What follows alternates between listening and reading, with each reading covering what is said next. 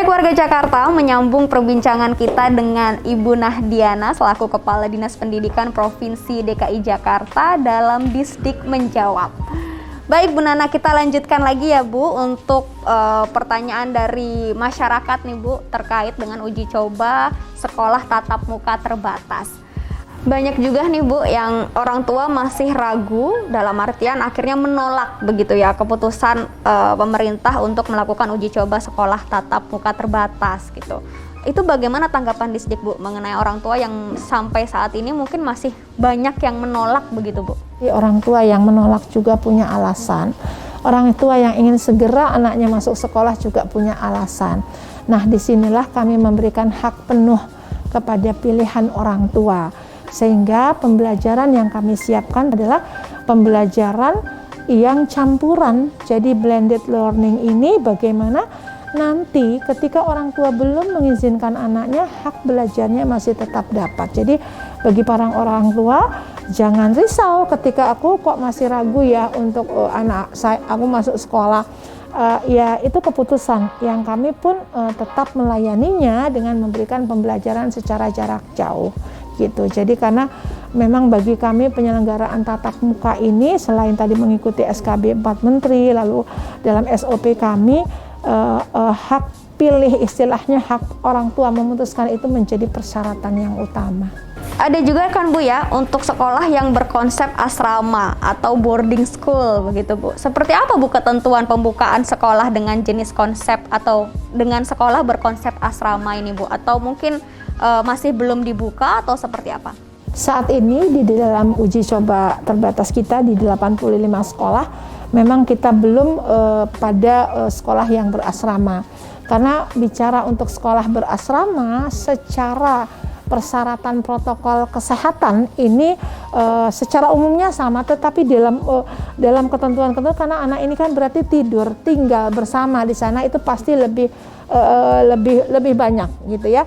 Tapi ini juga dalam persiapan kami dalam mengakses sekolah berasrama itu persyaratannya memang menjadi lebih banyak. Dan saat ini saya sampaikan bahwa di 85 sekolah ini belum ada sekolah asrama yang kami buka.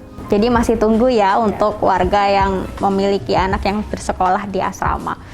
Lalu Bu, bagaimana jika ditemukan kasus terkonfirmasi COVID-19 di sekolah setelah melakukan masa uji coba ini Bu? Ketika kami mempersiapkan buka sekolah, artinya tatap muka ini, kami pasti memprediksi hal-hal yang bisa kami mitigasi gitu ya. Jadi pertemuan orang yang sudah lama tidak ketemu bareng gitu ya, kelasnya sudah diatur gitu ya, jam belajarnya sudah diatur, jam kedatangan kepulangan itu kan ketika ada penumpukan itu diatur gitu ya. Kalau bicara protokol kesehatan ini kadang mudah diucap tapi begitu kita implementasikan itu perlu kesadaran masing-masing individu gitu ya.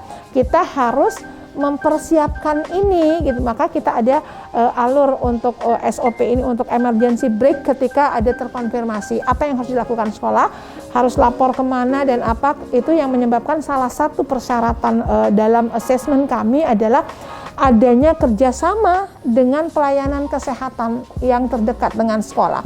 Lalu emergency break ini sesuai dengan peraturan gubernur juga bahwa dilakukan 3 kali 24 jam. Untuk disinfektasi, lalu nanti untuk tracing dan lain-lain itu. Jadi itu sudah kita siapkan.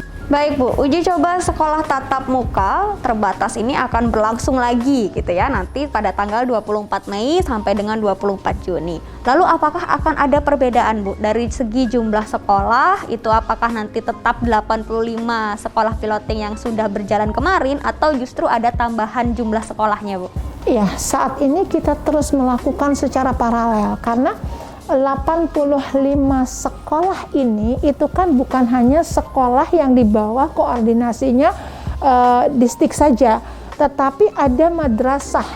Kami bekerja sama dengan teman-teman dari Kemenak gitu ya untuk membuka sekolah ini. Jadi pada saat nanti apakah ada tambahannya Bu atau akan tetap. Ini yang sedang kita lakukan paralel, yang jalan piloting terbatasnya ini tetap kita monitoring, kita assess, yang belum itu juga kita lakukan assessment. Nah, yang jelas ini sudah jalan PTM ini, kita evaluasi terus, kekurangan kelebihannya akan kita lakukan.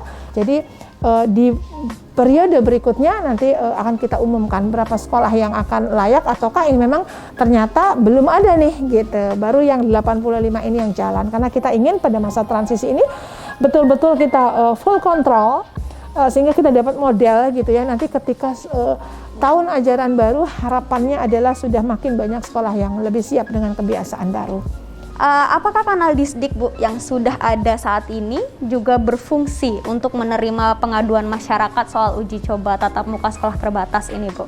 Kita memang membuat kanal di ada 2 nomor telepon gitu ya, di 2 nomor telepon yang ada. Tetapi kita juga tidak hanya mengatakan bahwa hanya di Disdik, di sekolah pun kita membuka pengaduan-pengaduan itu. Lalu kita juga proaktif. Jadi ada monitoring yang kita lakukan secara berkala, itu seminggu sekali, itu sudah paling lambat ya, seminggu sekali. Jadi ada atau tidak ada pengaduan masyarakat, kita ingin ada yang kita awasi secara mandiri gitu. Jadi supaya nanti nggak nunggu sifatnya.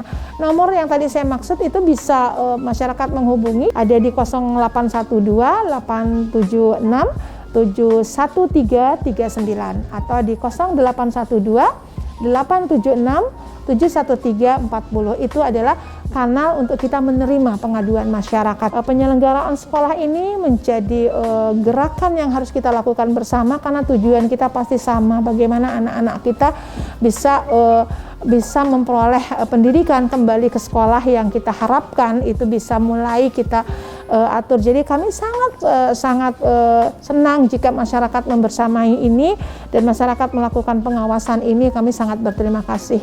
Terima kasih warga Jakarta yang sudah menyaksikan Disdik Menjawab kali ini. Kita akan bertemu lagi di Disdik Menjawab berikutnya. Sampai jumpa.